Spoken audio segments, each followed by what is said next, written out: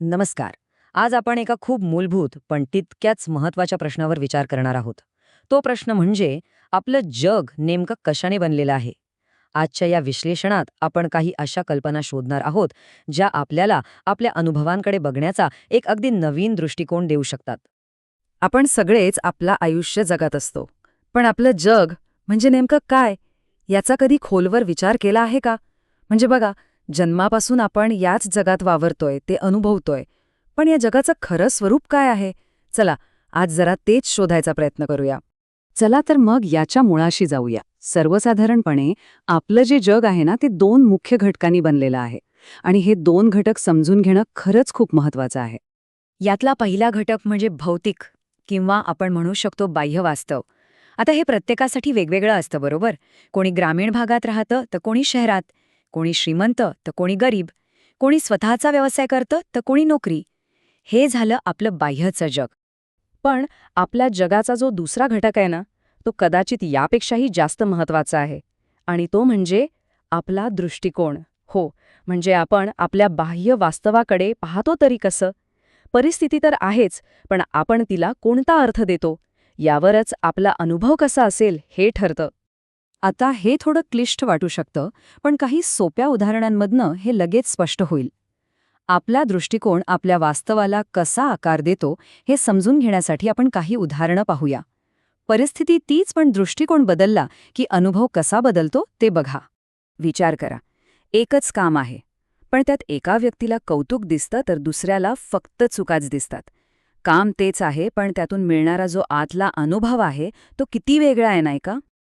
आणि हीच गोष्ट संधीच्या बाबतीतही घडते.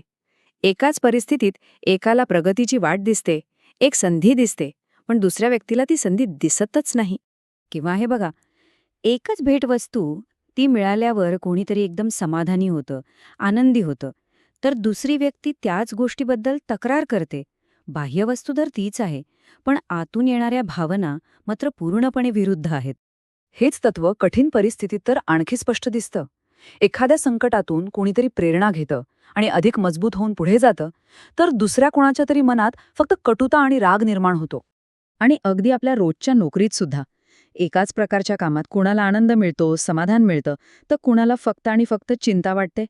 या सगळ्या उदाहरणांवरून एक गोष्ट अगदी सूर्यप्रकाशासारखी स्पष्ट होते. ती म्हणजे जसा आपला दृष्टिकोन असतो तसंच आपलं अनुभवजन्य वास्तव असतं. आणि हेच अनुभवजन्य वास्तव म्हणजे काय, तर तेच आपल्या जगाचं, आपलं स्वतःचं अगदी जवळचं विश्लेषण. त्यामुळे सगळ्यात महत्त्वाचा मुद्दा हा आहे की आपलं जग हे खूप मोठ्या प्रमाणात आपल्या दृष्टिकोनावरच अवलंबून असतं. याचा अर्थ गोष्टी आणि परिस्थिती स्वतःहून चांगल्या किंवा वाईट नसतात, आपण आपल्या दृष्टिकोनातून त्यांना तो अर्थ देतो.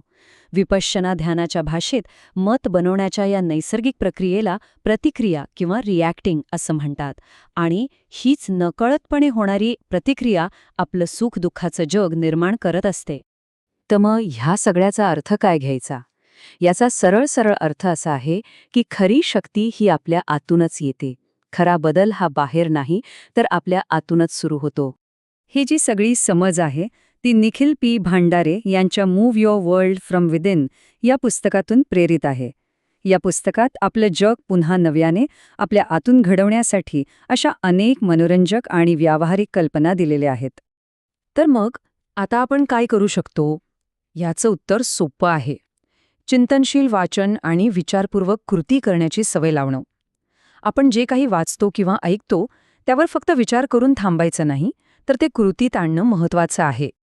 आणि जाता जाता एक गोष्ट नेहमी लक्षात ठेवा, खरा बदल बाहेरच्या परिस्थितीतून नाही, तर तो आपल्या आत सुरू होतो. आपलं जग बदलण्याची खरी शक्ती आपल्या दृष्टिकोनात दडलेली आहे. यावर नक्की विचार करा. आजच्या विश्लेषणासाठी धन्यवाद.